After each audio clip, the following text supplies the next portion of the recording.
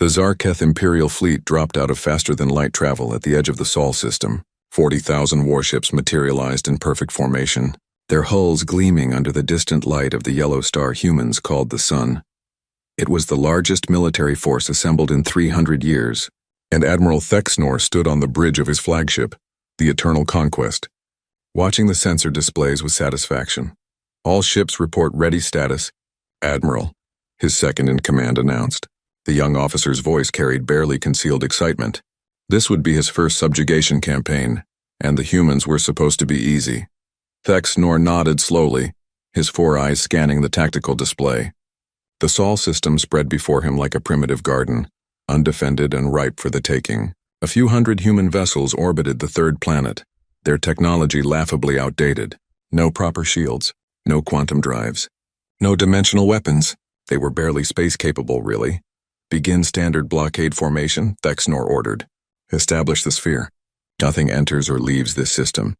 The fleet moved with practiced precision, 40,000 ships spreading across billions of kilometers, forming a perfect sphere around the entire solar system. It would take them 6 hours to reach their positions, but once complete, the blockade would be absolute.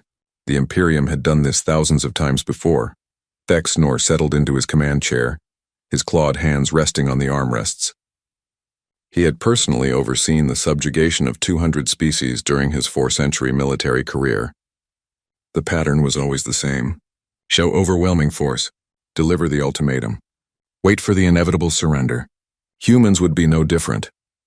Sir, we're receiving a transmission from the human homeworld, the communications officer reported. On screen, a human face appeared on the main display, male judging by the anatomy databases, middle-aged by their short-lived standards.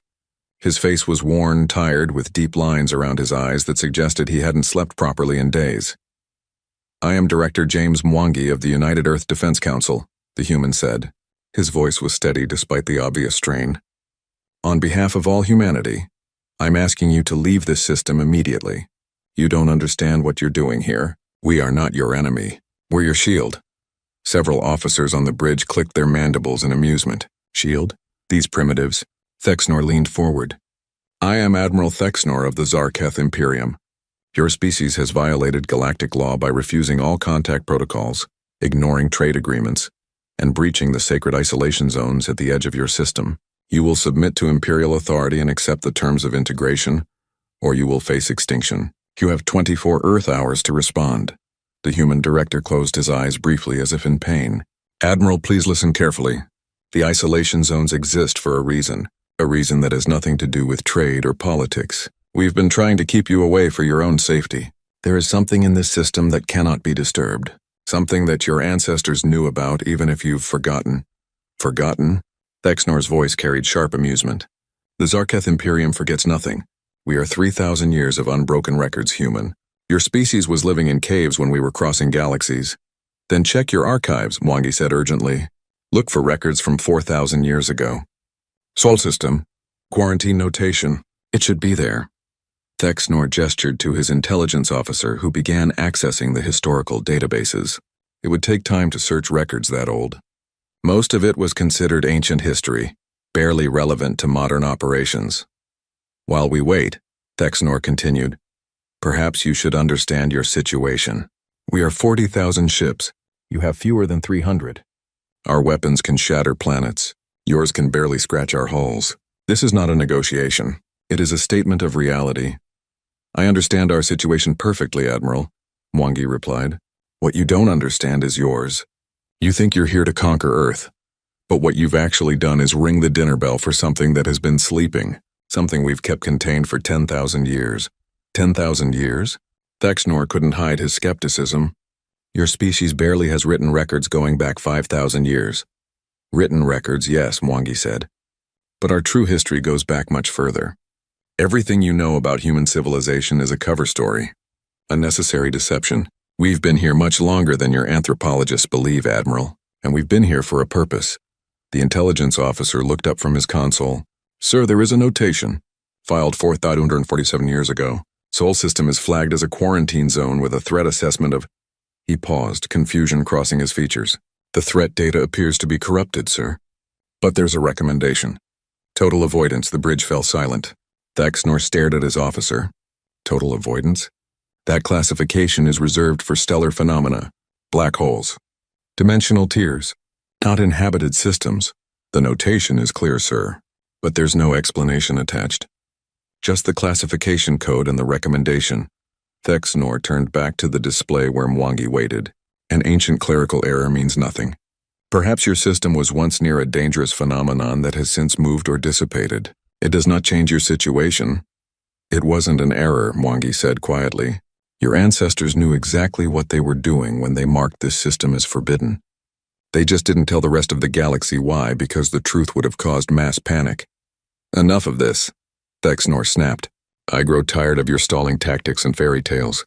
You will surrender, or I will demonstrate what happens to species that defy the Imperium. Mwangi's expression hardened. Then you force my hand, Admiral. I wanted to avoid this. But you need to understand what you're dealing with. Please scan the far side of Earth's moon. Coordinates are being transmitted now. Thexnor nodded to his sensor officer, who adjusted the deep space scanners to focus on the lunar far side. The readings came back and the officer's face paled to an unhealthy shade. Sir, there's a structure there. Massive.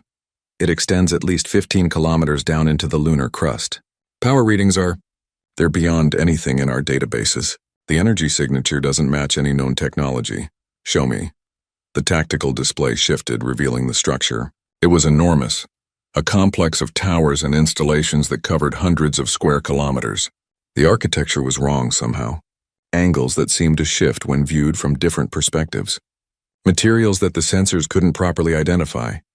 That's not human construction, the intelligence officer whispered.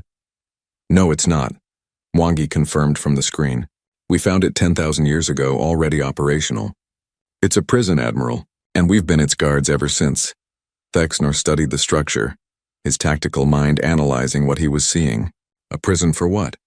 For something that almost destroyed the galaxy once before, Mwangi said. The progenitors built it. You know about them, don't you? The ancient ones. The precursor civilization that supposedly vanished. Every spacefaring species knew the legends of the progenitors. Ruins of their civilization dotted the galaxy. Remnants of a people so advanced that modern science could barely understand their technology. They had disappeared roughly 50,000 years ago, leaving no explanation. The progenitors are a myth, Thexnor said, but his voice lacked conviction. The progenitors were real, Mwangi countered. And they didn't vanish. They fled. They fled from what they created.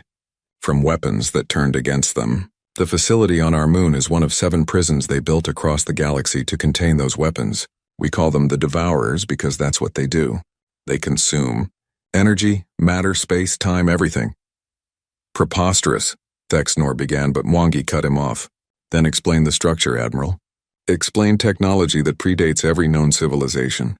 Explain why your own ancestors marked this system as forbidden.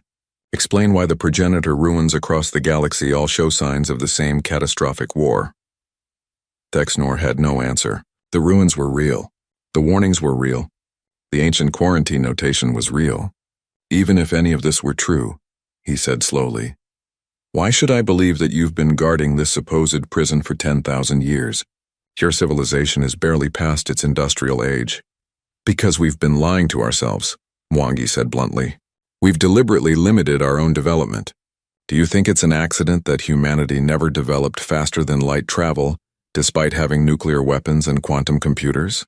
Do you think it's chance that we never expanded beyond our own planet's moon? We've been holding ourselves back, Admiral, sacrificing our potential to keep the rest of the galaxy safe. You expect me to believe that your entire civilization has been a front for some secret warden organization? Yes, Mwangi said simply. Every major civilization on Earth. Egypt, Babylon, Rome, all of them. They were covers, Admiral. Fronts to maintain the appearance of natural development while our real work happened in secret.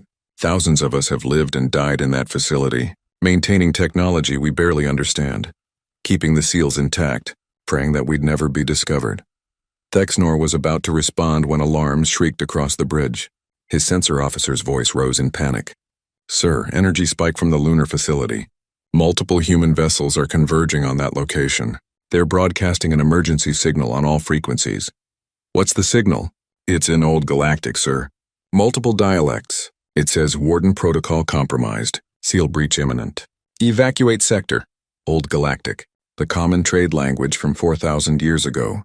How did humans have access to those linguistic databases? On the screen, Mwangi's face had gone white. What did you do?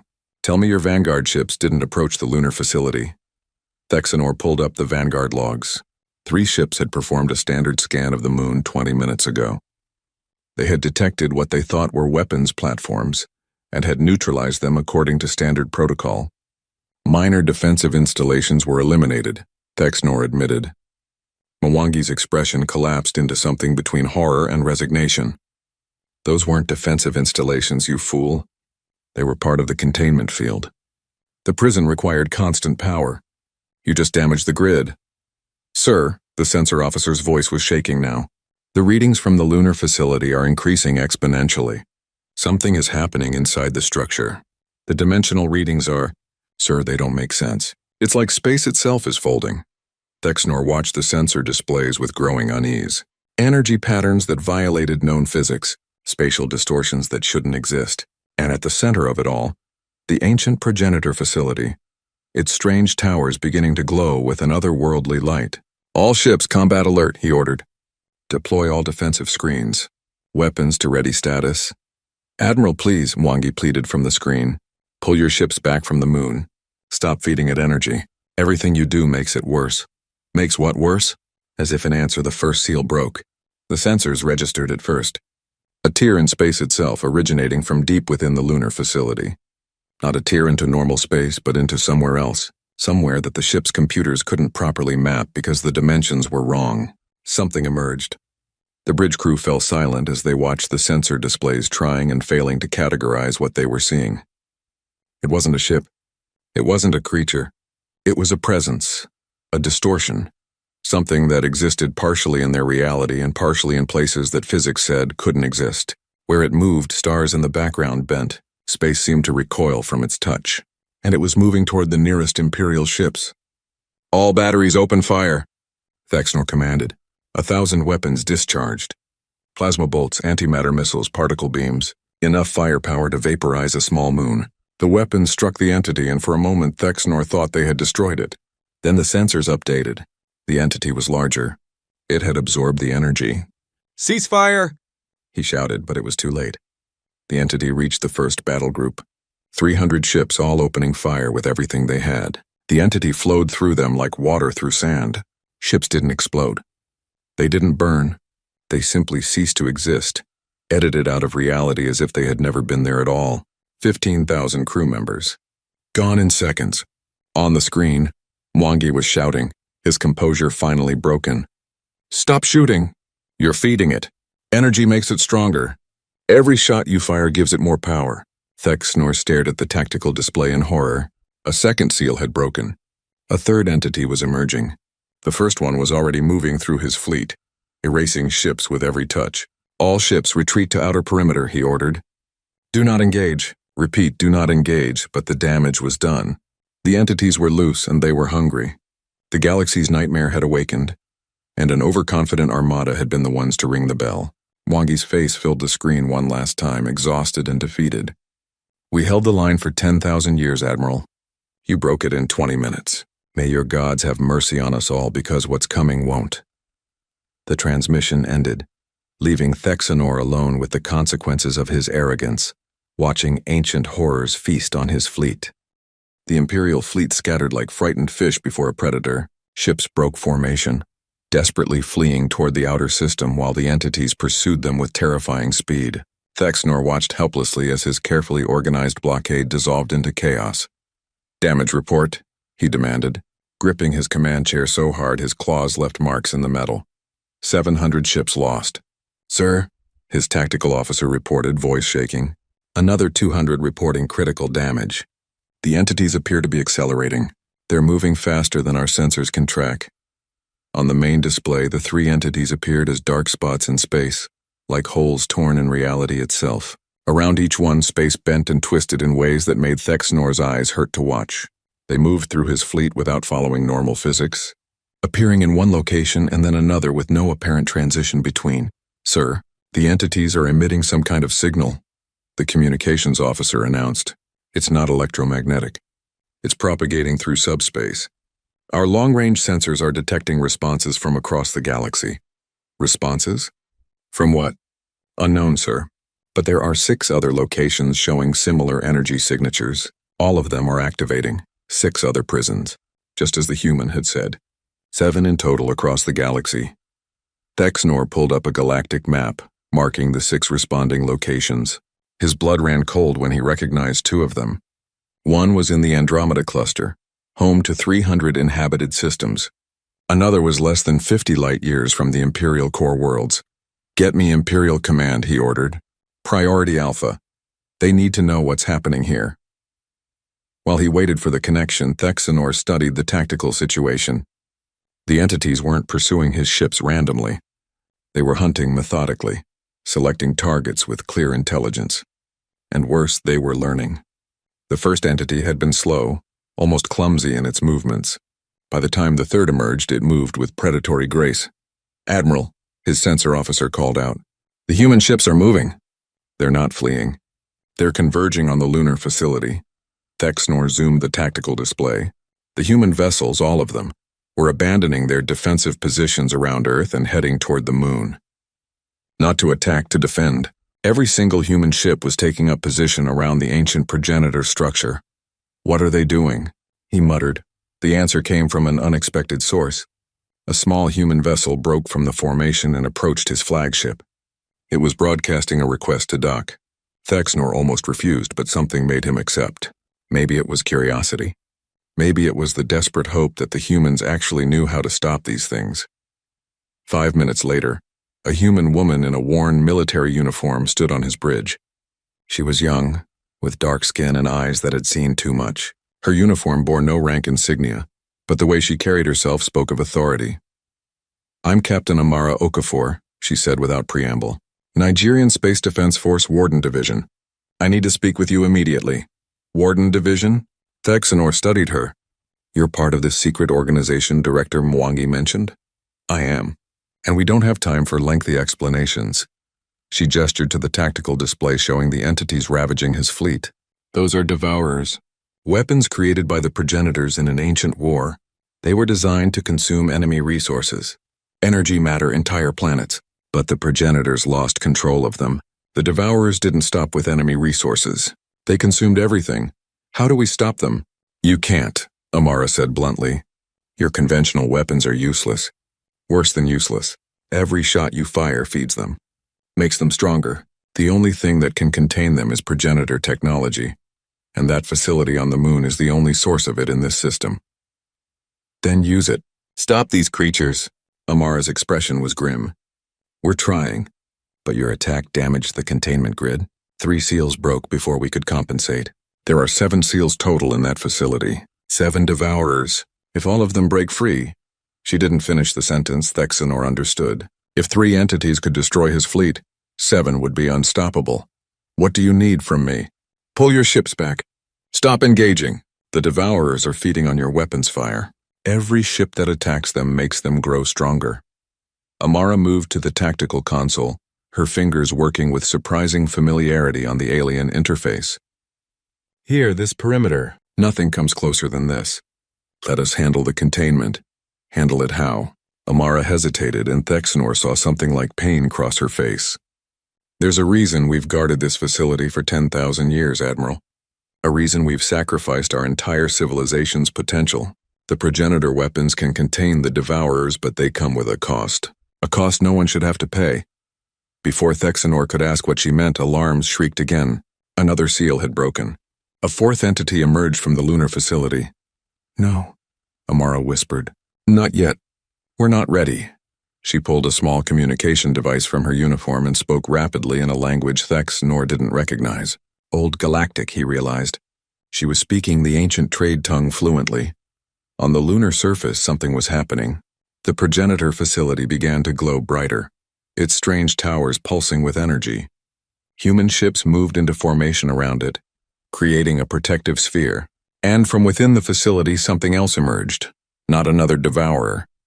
This was different, smaller, controlled. It was a weapon. The sensor officer gasped. "Sir, that energy signature. It's similar to the entities, but inverted somehow. Like a mirror image. That's exactly what it is, Amara said. The progenitors learned that you can't fight the devourers in normal space. They exist partially outside our reality. The only way to contain them is to use weapons that operate in the same dimensions they do. The weapon fired, not with light or particles or any conventional energy. It fired with something the sensors couldn't properly measure. Reality itself seemed to crystallize around the nearest devourer, space locking into fixed dimensions. The devourer writhed, and Thexner heard something through his ship's hull. Not a sound exactly, more like a vibration that bypassed his ears and went straight to his brain. It was the scream of something that shouldn't be able to make noise, transmitted through dimensions that shouldn't exist. The crystallized space collapsed. The devourer disappeared, pulled back into whatever impossible realm it had come from. 1 down, 3 to go, but something was wrong. Thexnor could see it in Amara's face. She was sweating, her hands gripping the console until her knuckles turned white. "What's happening to you?" he asked. "The weapon requires an operator," she said through gritted teeth. "Someone has to guide it, target it. But to do that, you have to link your consciousness to it. You have to partially exist in the same space the devourers do." She looked up at him and Thexnor recoiled. Her eyes had changed. They were darker now, filled with depths that shouldn't exist in normal space. You have to become like them just a little bit, and you can never come all the way back. "You're telling me that using these weapons costs your humanity? Not just humanity, sanity, identity, everything that makes you what you are." The progenitors tried to fight the devourers this way. It worked, but the cost broke their civilization. The operators became more devourer than person. They had to be locked away just like the weapons they were fighting. Thexnor stared at her in horror. "And you've been paying this price for 10,000 years? "Someone had to," Amara said simply. The progenitors fled. They abandoned the galaxy to save themselves. But they left their facilities behind still operational. My ancestors found this one. They understood what it meant, what it would cost. And they chose to pay the price anyway so that the rest of the galaxy wouldn't have to. A second weapon fired from the lunar facility. Another devourer was pulled back, crystallized space forcing it into dimensions it couldn't escape from. But Thexnor could see more human operators on his sensors now, their life signs changing, becoming something other than human. "How many people have you sacrificed?" he asked quietly. "Thousands over the millennia," Amara replied. "Every generation produces new wardens. We train them in secret, prepare them for the possibility that they might have to use the weapons. Most never do. They live their whole lives guarding the facility, maintaining the seals, hoping they'll never be needed. But some," she gestured to the lunar surface, "some become what I'm becoming. We touch the void and the void touches back." The third devourer was contained, then the fourth. Human operators across the lunar facility were wielding the progenitor weapons with desperate precision, paying the terrible cost with each use. The entities were being forced back, pushed toward the prison from which they had emerged. Thexnor's communications officer looked up. "Sir, message from Imperial Command. They want a full report on the situation." "Tell them," Thexnor said slowly, watching the humans sacrifice themselves one by one. "Tell them that we have made a terrible mistake. Tell them that we attacked a species that has been protecting the galaxy for 10,000 years. Tell them that we owe humanity a debt we can never repay." Amara managed a weak smile. "Just tell them to check their own ancient facilities, the other 6 prisons across the galaxy. If they're showing signs of activation, they'll need help. They'll need wardens, and they'll need them fast. The Imperium will help," Thexnor promised. "We'll send ships to every location. We'll support your wardens however we can." "It won't be enough," Amara said. Her voice was changing now, taking on harmonic overtones that made Thexnor's head ache. "The signal the Devourers sent. It's reaching the other prisons. They're waking up. And there aren't enough wardens at those locations. Most of them have been abandoned for centuries. Earth was the only facility still fully operational." "Then what do we do?" Amara turned to face him fully, and Thexnor saw that her transformation was accelerating. Her form seemed to flicker, existing partially in other spaces. When she spoke, her voice came from multiple locations at once. "You prepare for war, Admiral. Not against enemies you can see, but against the things that hide between dimensions. You evacuate the populations near the other facilities. You study the progenitor technology as fast as you can. And you pray that someone somewhere can find a way to seal the prisons permanently before all 7 break completely. A 5th devourer had been pushed back. A 6th. The human wardens were winning the battle in Sol system, but the cost was devastating. Thexnor could see it on his sensors. Life signs changing. Human consciousness fragmenting and reforming into patterns that barely registered as sentient. The 7th seal is holding, Amara reported. For now. We've contained the breach. But it's temporary, Admiral. The damage your ships did to the grid weakened the entire structure. The seals can't hold forever. Maybe a few years. Maybe less. What happens then? Then we fight the real war, Amara said. The same war the progenitors lost 50,000 years ago. And we hope that we're smarter or luckier or more desperate than they were. She turned to leave, her form flickering with each step. At the door, she paused and looked back. Her eyes were completely black now, filled with swirling darkness that contained entire dimensions. Thank you for pulling your ships back, Admiral, she said. It gave us the time we needed. But understand this, the galaxy just woke up from a long sleep. It remembered that there are worse things than war, worse things than conquest. There are things that want to eat reality itself, and humanity has been standing between you and those things for 10,000 years, asking for nothing in return. Why? Thexnor asked. Why would your species do this? Amara smiled, and it was the saddest thing Thexnor had ever seen. Because someone had to. Because the progenitors were cowards who fled. Because we found the facility and understood what it meant, and we decided that no one else should have to know this horror exists. We chose the burden, Admiral. We chose to stand in the dark so the rest of you could live in the light. She left, her form dissolving into shadows as she walked down the corridor. Thexnor stood on his bridge, surrounded by his crew, and felt shame deeper than anything he had experienced in 4 centuries of life. He had come to Sol system to subjugate primitives. Instead, he had found heroes, guardians who had sacrificed everything to protect a galaxy that didn't even know they existed, and he had nearly destroyed them all with his arrogance. The tactical display showed the Sol system beginning to stabilize. The Devourers were contained, pushed back into their prison. The human ships were pulling back, their wardens exhausted and transformed. The immediate crisis was over. But across the galaxy, 6 other facilities were awakening, 6 other prisons were beginning to fail, and humanity couldn't be everywhere at once. Thexnor made his decision. Open a channel to all Imperial ships. I don't care what it takes. I don't care what it costs. We will help humanity guard these prisons. We will support the wardens. We will stand alongside them and pay whatever price is necessary. He looked at the lunar facility on his display, at the strange progenitor structure that had guarded the galaxy for 50,000 years. We owe them that much. We owe them everything. Everything, Thexnor finished. Yes, Captain Okafor explained. She showed me her transformation. I watched your wardens pay the price during the containment battle. He straightened. Humanity has carried this burden alone for 10,000 years. You've sacrificed your civilization's potential, your expansion into the stars, your very identity, all to protect species you never met. It's time the rest of the galaxy shared that burden. The weapons might not work for non-humans, Sarah said. They were designed by the progenitors. We don't know if other species can interface with them. Then let us try, Thexnor replied. I have 500 volunteers from my fleet.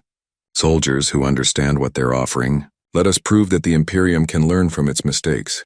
Similar offers came from dozens of other species.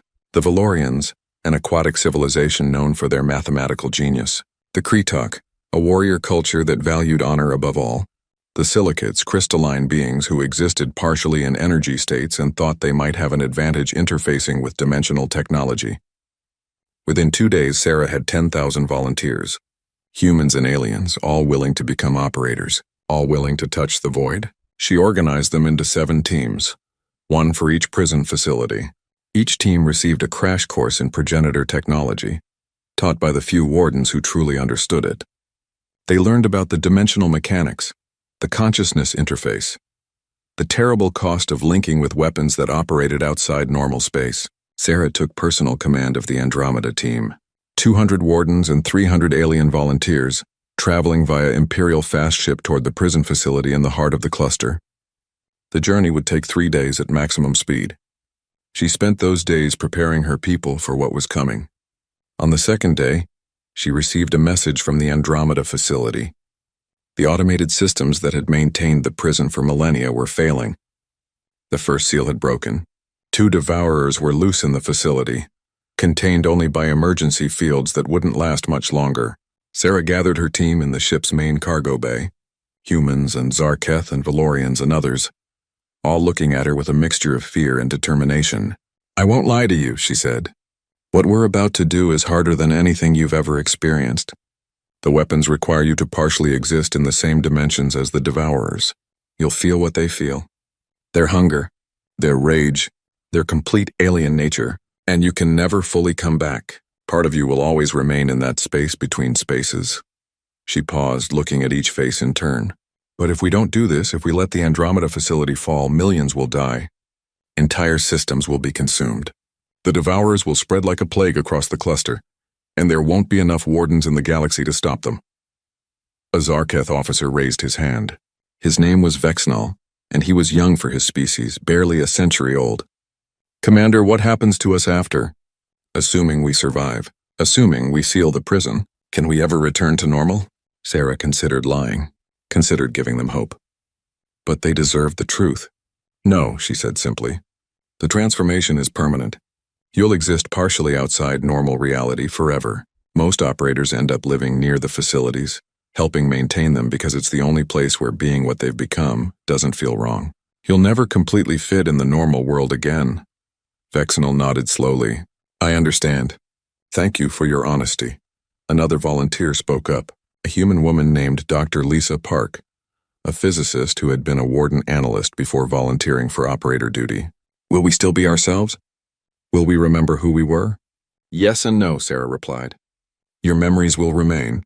Your core personality will remain.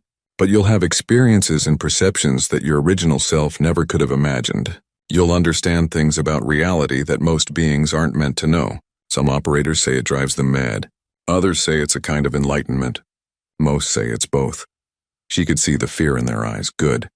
Fear meant they understood what they were facing. Fear meant they were taking this seriously.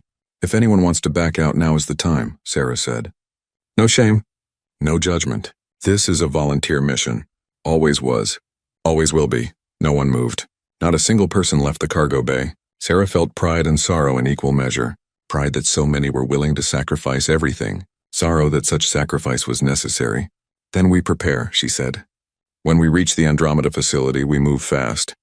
The devourers are already loose. We need to contain them before they escape the facility entirely. That means immediate weapon activation, immediate interface. Some of us won't survive the initial connection. The weapons are powerful, and linking consciousness with them can be fatal if you're not ready." She pulled up a holographic display showing the progenitor facility. It was similar to the one on Earth's moon, but smaller. 7 towers arranged in a circle, each one housing a weapon. Each weapon capable of operating in the impossible dimensions where the devourers existed. "We'll split into 7 teams," Sarah continued. 1 for each weapon. I'll take Tower 1. Vexnal, you have Tower 2. Dr. Park, Tower 3. She continued assigning positions, spreading her most experienced wardens across the teams while mixing in the alien volunteers. "Remember," she said when she finished, "we're not trying to destroy the devourers. We can't. They're too powerful for that. We're trying to contain them, push them back into the prison, reseal them, buy the galaxy more time to find a permanent solution." "Is there a permanent solution?" someone asked. Sarah didn't answer. She didn't have an answer. The progenitors hadn't found one. They had only managed to imprison the devourers, not destroy them. And even that had cost them their entire civilization. The ship dropped out of faster-than-light travel at the edge of the Andromeda facility's system. Immediately, alarms blared. The sensors were detecting massive spatial distortions around the ancient progenitor structure. On the view screen, Sarah could see it. The facility was larger than Earth's moon, a massive complex of impossible architecture floating in space. And around it, reality was breaking. 2 dark spots, 2 devourers, were moving through the structure's defensive fields, consuming everything they touched. "All teams prepare for immediate deployment," Sarah ordered. "We go in hot. No time for reconnaissance. No time for caution. We hit the weapons, we link, and we fight." The ship moved closer, and Sarah felt something change in the air around her, a pressure that built with every kilometer they closed. The Devourers were aware of them, hungry for them. She looked at her team, at the volunteers who had given up everything to be here, and felt a fierce determination. "For the galaxy," she said quietly.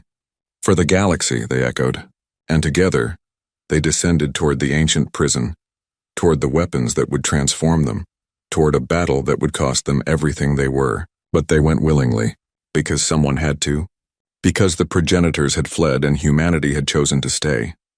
And now finally they wouldn't be standing alone. The Andromeda facility was dying. Sarah could see it from the transport as they approached. The ancient progenitor structure, which had stood for 50,000 years, was coming apart at the seams. Towers cracked and crumbled. Energy fields flickered and failed. And in the heart of it all, two Devourers fed on the chaos, growing stronger with every passing moment. "Teams 1 through 7, deploy now," Sarah commanded. "Tower assignments as briefed. Move fast. We don't have time for mistakes." The transport split open, launching 7 smaller craft toward the facility. Sarah's team headed for Tower 1, the largest of the weapons platforms. Through the viewport, she could see the Devourer closest to their target. It looked like a tear in space, a wound in reality that bled darkness into the universe. 30 seconds to landing, the pilot announced. His voice was steady despite the fact they were flying straight toward something that shouldn't exist. Sarah checked her team. 25 humans and 15 Zarkath, all looking at her with expressions ranging from determination to barely controlled terror. She understood. Her own heart was hammering so hard she thought it might burst from her chest. "Listen to me," she said. "When we reach the weapon platform, the interface will activate automatically. You'll feel it trying to connect with your mind. Don't fight it, let it in. Yes, it will hurt. Yes, it will change you, but fighting it will kill you. Understand?" Nods all around. Someone whispered a prayer in a language Sarah didn't recognize. She didn't blame them. The craft landed hard on Tower 1's platform. The airlock cycled open, and Sarah led her team into the structure. The interior was wrong in ways that hurt to perceive. Walls that seemed to exist in more dimensions than should be possible. Corridors that stretched into infinity, while also being only meters long. Progenitor architecture, designed by minds that understood reality differently than any modern species. They found the weapon chamber at the tower's heart. It was a circular room dominated by 7 crystalline pillars arranged around a central platform. Each pillar pulsed with light that wasn't quite light, existing in colors that human eyes weren't designed to see. 7 operator positions, Sarah said. 7 people link at once for maximum power. The rest of you stand by for rotation. When an operator burns out, you replace them immediately. She stepped onto the central platform. 6 team members joined her, surrounding the circle. Sarah placed her hand on the nearest pillar and the weapon recognized her. The connection hit like lightning. Sarah screamed. She couldn't help it. Her consciousness was suddenly ripped from her body and thrust into spaces that shouldn't exist. She felt herself stretching, expanding, existing in dimensions her mind had no framework to comprehend. For a terrifying moment, she thought she would simply dissolve. Her identity scattered across infinite realities. Then training kicked in. Years of preparation, meditation, mental conditioning. She grabbed hold of herself, of the core of who Sarah Chen was, and held on with everything she had. The weapon showed her what it could do, how it could reach into the dimensions where the Devourers lived, how it could crystallize space, lock reality into fixed parameters, push the entities back where they belonged. But it required a guide, a consciousness that could exist in both normal space and the dimensional void, an operator willing to touch the same darkness that gave the Devourers form. Sarah opened herself to it, felt the weapon merge with her mind, felt herself becoming something more and something less than human, and through it all she could feel the Devourer, its hunger, its rage, its ancient alien intelligence that saw the universe as nothing but food to be consumed. It knew she was there. It was aware of her. And it was coming. Weapon online, Sarah heard herself say, though her voice sounded wrong now, layered with harmonics that came from other dimensions. All operators, link confirmed. Targeting the nearest entity. Through the weapon's senses, she could see the Devourer approaching Tower 1. It moved through the facility's walls like they weren't there, existing partially in normal space and partially in realms beyond. Ships from the support fleet were firing at it, and Sarah wanted to scream at them to stop. Every shot fed it, made it larger, stronger, but she had no time to warn them. The weapon was ready. She was ready. "Fire!" she commanded. Reality crystallized. Sarah felt it happening through multiple levels of perception at once. Normal space locked into fixed dimensions. The laws of physics became rigid, immutable. And the devourer, which relied on dimensional fluidity to exist, was suddenly trapped. It fought. Oh, how it fought! Sarah felt its resistance, its fury, transmitted directly into her merged consciousness. It pushed against the crystallized space, trying to break free. And she pushed back, using the weapon, using her own will, forcing it to retreat. The battle lasted seconds that felt like hours. Sarah was aware of her team members screaming as they experienced the same connection she did. One of them, a young Zarketh named Plextor, collapsed as his mind couldn't handle the strain. Another operator immediately took his place. The devourer was weakening. Sarah could feel it. The crystallized space was working, forcing the entity back toward the central prison chamber. Just a little more. Just a little further. Then the weapon overloaded. The feedback hit Sarah like a physical blow. She was thrown from the platform. Her connection to the weapon severed instantly. She lay on the floor, gasping, trying to remember how to exist in only 3 dimensions after experiencing so many more. "Status," she managed to croak. "First entity contained," one of her team reported. The woman's voice had changed too, taking on the same layered quality as Sarah's. Pushed back into the primary containment field. Temporary seal holding. Temporary. The weapon burned out 3 of its dimensional emitters. "We can't sustain prolonged use. Maybe 3 more firings before total failure." Sarah pulled herself to her feet. Her body felt wrong. Too solid. Too limited. She could still feel the echoes of existing in higher dimensions. And returning to normal space was like being crushed into a too small box. 3 shots, she muttered. 1 entity down, 1 to go. Plus sealing the breach they came through. She did the math. They'd burned through their margin with nothing to spare. Reports came in from the other towers. Tower 2 had successfully activated their weapon. Vexnal's team was engaging the second devourer. Tower 3 reported problems. Their weapon wasn't responding properly. Something in the ancient systems failing after millennia of disuse. "Tower 3, this is command," Sarah transmitted. "What's your status?" Dr. Park's voice came back, distorted and strange. "The weapon interface is rejecting connections. We've had 4 operators try to link. All 4 burned out immediately. Something's wrong with the dimensional stabilizers," Sarah cursed. 3 towers, 7 devourers to contain plus sealing the breach. And now one of their weapons was malfunctioning. Can you repair it? Maybe, but it will take time we don't have. Through the facility sensors, Sarah could see the second devourer wreaking havoc near Tower 5. Vexnal's weapon was firing, but the entity was adapting, learning. It had seen Tower 1's crystallization attack and was finding ways to resist it. "All towers, adjust frequency," Sarah transmitted. "The devourers learn fast. Don't give them time to adapt. Hit hard, hit fast. Force them back before they figure out countermeasures."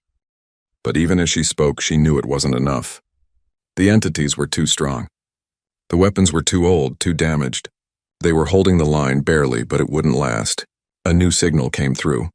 Not from the towers. From the facility's central core. An automated message in Old Galactic repeating over and over. "Secondary containment failure. Seals 3 and 4 compromised. Additional entities emerging." "No," Sarah whispered. "Not yet. We're not ready." But the facility's sensors didn't lie. 2 more devourers were breaking free from the primary containment chamber. 4 entities total now. And they had maybe 3 functional weapons. Sarah made a decision. "Tower 3, abandon weapon repair. All operators evacuate to Tower 1. We'll consolidate our forces. Use the weapons that work, rather than waste time on the broken one." "Commander," Vexnal transmitted from Tower 2. "The entities are coordinating. They're not attacking randomly anymore. They're testing our defenses, probing for weaknesses." Of course they were. The devourers weren't mindless. They were weapons, yes, but weapons designed by the progenitors. They had intelligence, strategy, and they were starting to remember how to fight. "All towers, defensive formation," Sarah ordered. "Rotate fire patterns. Don't let them predict our attacks. And for the love of everything, tell the support fleet to stop shooting. They're just feeding these things." The battle evolved into a desperate dance. Weapons firing from different towers, crystallizing space around the devourers, forcing them back inch by inch. Operators burning out and being replaced. the facility crumbling around them as the entity's presence destabilized its ancient structure. Sarah linked with the weapon again, ignoring the pain as her consciousness was thrust back into dimensional spaces her mind wasn't meant to perceive. She targeted the nearest devourer, felt its hatred directed at her personally, and fired. Reality locked. The entity screamed across frequencies no normal being could hear, but it adapted faster this time. Within seconds, it was pushing against the crystallization, finding gaps, exploiting weaknesses. Sarah held on, poured everything she had into maintaining the lock. Her nose started bleeding. Her vision blurred. Somewhere in the normal world, she knew her body was convulsing. The team members were probably trying to pull her away from the weapon, but she held on. The devourer retreated back into the containment chamber. "Seal it," Sarah shouted. "Someone seal the breach while it's contained." Vexnel's voice came through, calm despite the impossible strain. "Tower 2 team moving to seal position. We'll use the weapon to fuse the dimensional breach. It's going to use everything we have left." "Do it!" Through her weapon-enhanced senses, Sarah watched as Tower 2's weapon fired at the breach itself, not at an entity, but at the tear in space through which they were emerging. The weapon's power crystallized the dimensional wound, forcing it closed. The breach sealed. The devourer's connection to their prison dimension was cut off. The 4 entities that were loose remained loose, but no more could emerge. "Breach sealed," Vexnel reported. Then more quietly, "Tower 2 weapon offline. Complete burnout. We're done here." That left 2 functional weapons, and 4 devourers to contain. Sarah disengaged from the weapon, her mind reeling. They'd stopped the immediate crisis, but they hadn't won. Not by a long shot. "Status report," she demanded. "All towers, all teams." "What do we have left?" The reports came in. Tower 1 still functional, barely. Tower 2 dead. Tower 3 never worked. Towers 4 through 7 reporting various states of damage. Only one other weapon besides hers was still operational. And the 4 devourers were regrouping, learning, preparing for their next assault. "Commander," Dr. Park transmitted. "I have an idea. It's desperate, but it might work." "I'm listening." "The weapons can't destroy the devourers, but they can trap them. Lock them in crystallized space. What if we don't try to push them back into the prison? What if we seal them outside it? Create new containment fields using the weapons themselves?" Sarah considered it.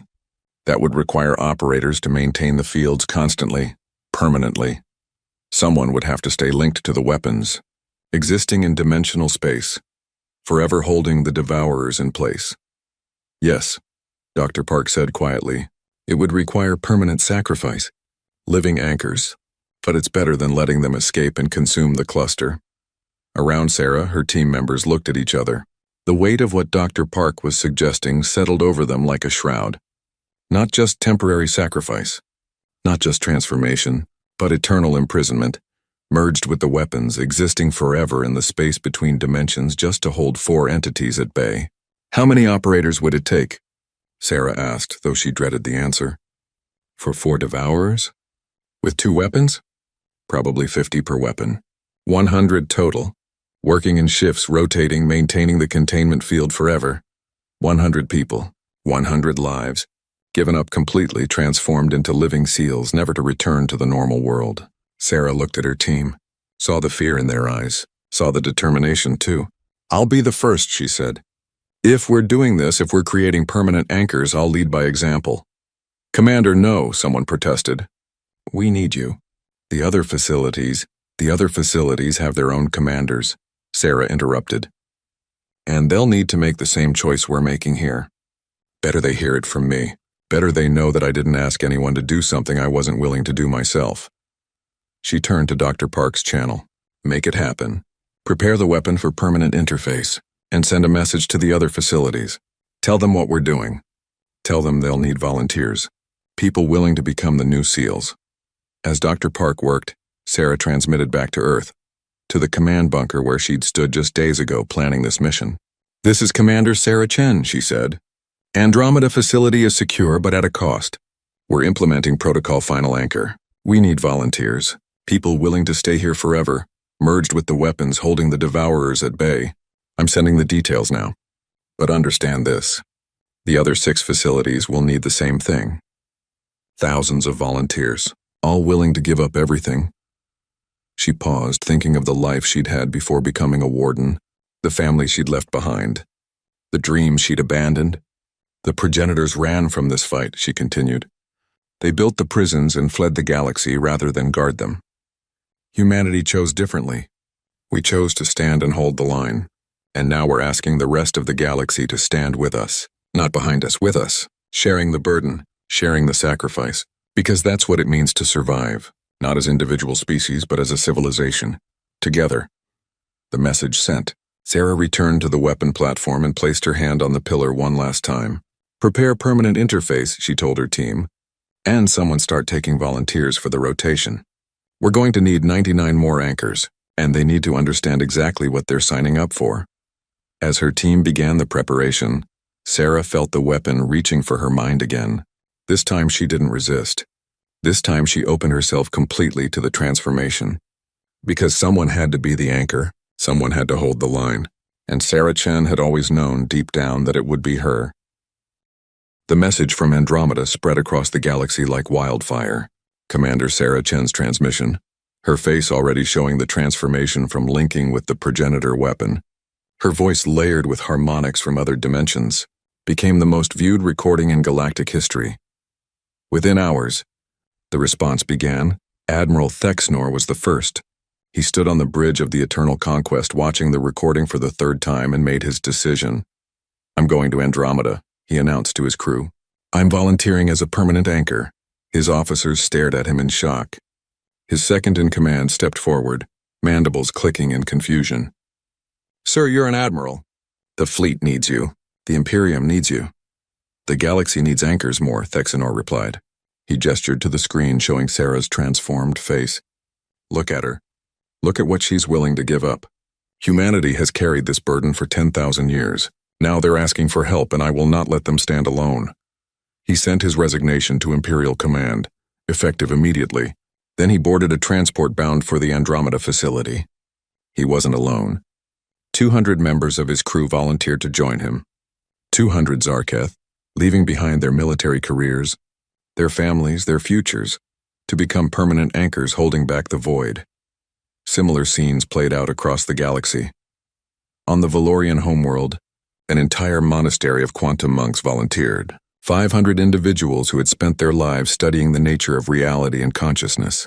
They saw the permanent anchor duty not as sacrifice but as ultimate enlightenment, a chance to exist in dimensions they had only theorized about. The Kretok warriors sent 3 full battle groups. They understood honor, they understood duty, and they understood that holding the line against an eternal enemy was the truest form of both. The silicates, crystalline beings who already existed partially in energy states, found that they adapted to the dimensional interface better than flesh-based species. 10,000 silicates volunteered within the first day. Their collective consciousness could handle the strain of existing in multiple dimensions more easily than individual minds. Even species that had never heard of humanity before the crisis sent volunteers. The Quar, peaceful traders who lived on massive generation ships. The Hive Collective, insectoid beings who thought as a group mind. The Ethereals, energy-based life forms from the galactic core. Within 1 week, over 50,000 beings had volunteered for permanent anchor duty. More than enough for all 7 facilities, but the volunteers needed training. They needed to understand what they were facing, what they were becoming. On Earth, the Warden organization opened its doors for the first time in 10,000 years. The secret bases, the hidden training facilities, the ancient progenitor technology archives. All of it was revealed to the galaxy. Scientists and philosophers and warriors from 1,000 species descended on Sol System to learn from humanity's accumulated knowledge. The training was brutal. Many volunteers washed out, unable to handle even temporary connection to the dimensional weapons. Others went mad during the preparation, their minds breaking under the strain of concepts they weren't meant to comprehend. But enough succeeded. Enough became strong enough, flexible enough, willing enough to become anchors. Admiral Thexnor stood in one of Earth's training facilities, 3 weeks after leaving his flagship. He had changed. His 4 eyes saw in more spectrums now. His mind perceived dimensions that had no name. When he spoke, his voice carried echoes from places beyond normal space. I understand now, he told the human instructor assigned to him. I understand why your species sacrificed everything. It's not just duty. It's not just responsibility. When you exist in these dimensions, when you touch the void, you see the truth. You see how fragile reality is, how easily it could all be consumed if the devourers escaped. The instructor, a man who had served as a warden for 40 years, nodded. And now you'll spend eternity holding that knowledge. Existing in the spaces between, forever aware of the danger, forever standing guard. Are you still willing? More than ever, Thexanor replied. He shipped out to Andromeda the next day, one of 1,000 new anchors heading to the 7 facilities. Sarah Chen met him personally when he arrived. Her transformation now complete. She existed more in dimensional space than in normal space now, her form flickering between realities. Admiral, she greeted him. Her voice came from everywhere at once.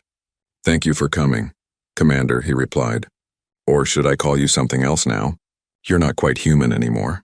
Sarah smiled, though the expression looked strange on her transformed face. I'm still Sarah Chen, still human where it counts, just existing in more places at once. She gestured to the weapon platform. I'm one of the primary anchors now, permanently linked. 53 others rotate around me, maintaining the containment field on the 4 devourers we sealed. With you and the other new volunteers, we'll have enough to maintain the field forever. Forever is a long time, Thexanor observed. Yes, but someone has to do it. Sarah looked at him directly, and he could see in her eyes the weight of what she had become. You'll still be you, Admiral. You'll remember your life, your choices, everything that made you who you are, but you'll also be more. You'll exist in dimensions that don't have time the way normal space does. Seconds will feel like centuries. Centuries will feel like seconds. You'll perceive things no mortal should perceive, and you'll never be able to go back. I know, Thexanor said. I've made my peace with it. Better this than letting the galaxy fall. Over the next month, all 7 facilities were stabilized. 10,000 permanent anchors took their positions, linking with the progenitor weapons, becoming living seals that held the devourers at bay. They weren't prisoners exactly. They could disconnect briefly, rotate out for rest periods. But they always returned, always maintained the vigil, because the moment the anchors stopped, the moment the containment fields failed, the devourers would escape. And the galaxy would burn. Sarah Chen became the first High Warden, coordinating all 7 facilities from her position in Andromeda. She existed simultaneously in normal space and dimensional space. Her consciousness spread across realities in a way that let her communicate with all the anchors at once. The galactic powers formed a new coalition, the Sentinel Alliance, dedicated to supporting the facilities and training new anchors. Because anchors didn't last forever, the strain eventually broke even the strongest minds. Most lasted 50 years. Some lasted longer, but eventually they all burned out, and new anchors had to take their place. Earth became the heart of the Alliance. Not because humanity demanded it, but because every species recognized humanity's sacrifice. For 10,000 years, humans had stood alone in the dark, guarding secrets the galaxy had forgotten. They had earned the right to lead. Admiral Thexanor served as the first non-human High Warden when Sarah eventually burned out after 30 years. He held the position for a century before his own mind finally fragmented from the strain. But before he did, he established the traditions that would guide the Alliance for millennia to come. The Monument to the Lost was built on Earth, a massive structure visible from orbit. It listed every anchor who had ever served, every being who had given up their existence to hold the line. The list grew longer every year, names from 1,000 species all united in sacrifice. Once a year, on what became known as Remembrance Day, the entire galaxy stopped. For 1 hour, every sentient being paused to honor the anchors, to remember that their civilization existed only because 10,000 beings chose to stand in the dark, existing in spaces between spaces, forever holding back the void. And in the 7 facilities, the anchors felt that remembrance. Through their dimensional awareness, they could sense the gratitude of trillions. It didn't make the burden easier. It didn't change what they had given up, but it reminded them why they had made that choice. 500 years after the Andromeda crisis, Sarah Chen still existed, barely. Her consciousness was so transformed, so spread across dimensions that she could barely communicate with normal beings anymore. But once a year on Remembrance Day, she forced herself back into normal space long enough to send a message. It was always the same message. repeated in 1,000 languages, transmitted across the quantum bands that linked the galaxy. We hold the line. We remember why. The galaxy lives because we chose the dark. Do not mourn us. We are content. We are the lock. And the lock is eternal. And the galaxy, all of it, whispered back, "Thank you." In the 7 facilities, in the spaces between dimensions, the anchors maintained their vigil. Humans and Zarketh and Valorians and 100 other species, all merged with the progenitor weapons, all existing partially outside reality to keep the devourers contained. They could feel the entities pressing against the seals. Eternally hungry, eternally waiting, the devourers never slept, never stopped. They pushed against the containment fields with patience born from existing outside of time, but the anchors pushed back. Always. Forever. The galaxy had learned its lesson. Never again would any species face the devourers alone. Never again would the burden of guarding reality fall on only one civilization. The Sentinel Alliance grew to encompass 10,000 species, all contributing resources, knowledge, and anchors to maintain the 7 facilities. New technologies were developed, based on progenitor designs but improved by modern understanding. The containment fields became more efficient. The weapons required fewer anchors to maintain. Rotation schedules improved, giving anchors longer rest periods between shifts. But the basic truth remained unchanged. The devourers could not be destroyed, only contained. And containment required sacrifice. It required beings willing to exist in dimensions they weren't meant to perceive, holding back horrors that wanted to consume reality itself. Every major civilization in the galaxy began teaching children about the anchors, about the beings who stood in the spaces between, forever watching, forever holding the line. Shrines were built on 1,000 worlds. Prayers were offered in languages that spanned the galactic arm. The anchors became legend. More than legend. They became the foundation of galactic unity. Different species might fight over resources or territory or ideology. But they all agreed on one thing. The anchors must be supported. The facilities must be maintained. The devourers must never escape. A new culture developed around the facilities themselves. Artists and poets and musicians traveled to them, creating works inspired by the anchor's sacrifice. The facilities became pilgrimage sites, places where ordinary beings could stand in the presence of those who had given up everything. Some anchors welcomed the visitors. Others preferred isolation. But all of them appreciated the recognition, the understanding that their sacrifice meant something, that the galaxy remembered. Thexnor, in his final years before his consciousness fragmented completely, wrote a book about his experiences. It became required reading in every military academy, every leadership school, every place where beings learned about duty and honor. The book's final passage was simple. We came to Earth in conquest and left in shame. Humanity taught us that true strength is not domination, but sacrifice. They stood alone in the dark for 10,000 years, asking for nothing, protecting everyone. I spent a century as an anchor, existing in dimensions that no sane being should perceive, and I would do it again. Because I finally understood what it means to be strong. Not strong enough to conquer. Strong enough to endure. Strong enough to choose the burden that no one else wants to carry. That is humanity's gift to the galaxy. Not weapons. Not technology. The understanding that some things are worth any sacrifice. The book ended with a dedication. To Commander Sarah Chen and all the anchors, human and otherwise, who stand eternal vigil. The galaxy owes you everything. We will never forget. And the galaxy didn't forget. Couldn't forget. Because every single day, in 7 locations across the galactic arm, 10,000 anchors existed in spaces between dimensions. Their consciousness spread across realities, holding back the devourers. They were the lock. The lock was eternal. And the galaxy lived because they had chosen the dark. In the Andromeda facility, in the deep dimensional spaces where time had no meaning, Sarah Chen existed in her final form. She was barely recognizable as human anymore. Her consciousness was spread so thin across so many dimensions that individual identity had become almost meaningless. But she still remembered. Remembered being human. Remembered making the choice to become the first anchor. Remembered leading by example so others would follow.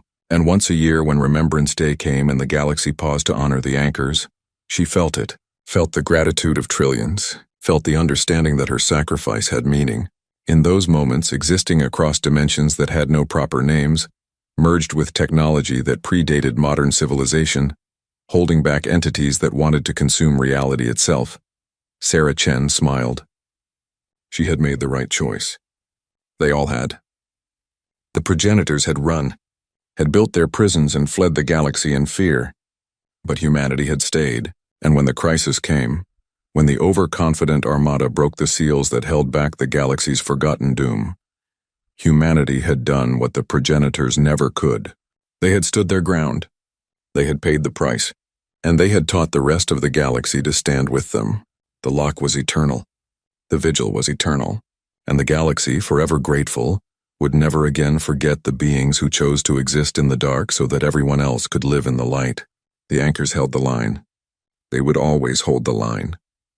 Because that was what it meant to be strong enough to save the galaxy. Not through conquest, through sacrifice, forever.